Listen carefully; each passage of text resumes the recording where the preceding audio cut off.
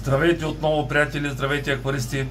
Правя още едно видео, за да доуточня точно грунт. Когато избирате грунт за аквариума, искам да вляза в детайли какво точно трябва да следвате. Обръщам камерата и започвам. Когато избирате грунт, значи избирате максимално близък до природата грунт. Това тук е речен пясък, който аз лично съм си го набавил от една река близо до Бургас, река Велика. Вие може да купите от зоомагазина, ако има такъв, ако не, обиколете, намерете, с сито си го пресейте.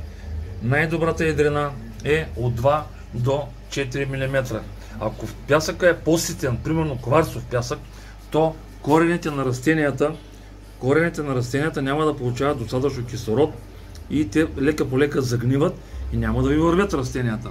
Ако пък е много едър грунда, ако е камъчета по-големи, примерно сантиметър, 2 или по-големи, то растенията няма да могат първо добре да се закрепят.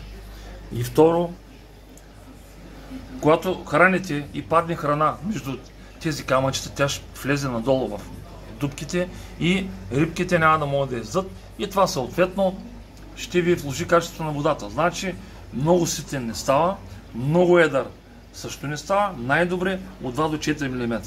Как може да разберете дали някакъв грунт е подходящ за вашите рибки и няма да разваля качеството на водата?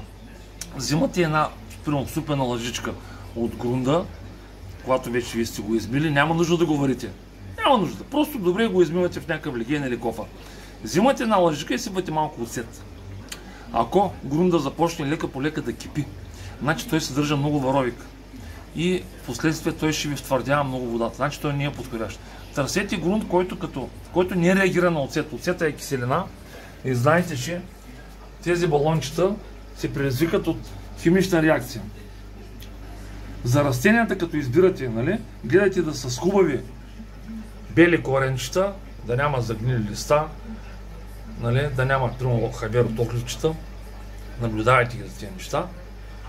Това са неща, които ще бъдат полезни при изграждането на аквариума. Значи, казахме, пак повтарям, грунда е едрината от 2 до 4, да не реагира на оцет, ако имате съмнение, че съдържа варовик. Добре го промивате, няма нужда да се вари и леко по леко го насипвате и оттам нататък засаждате растенията. Сега ви пожелавам един хубав ден.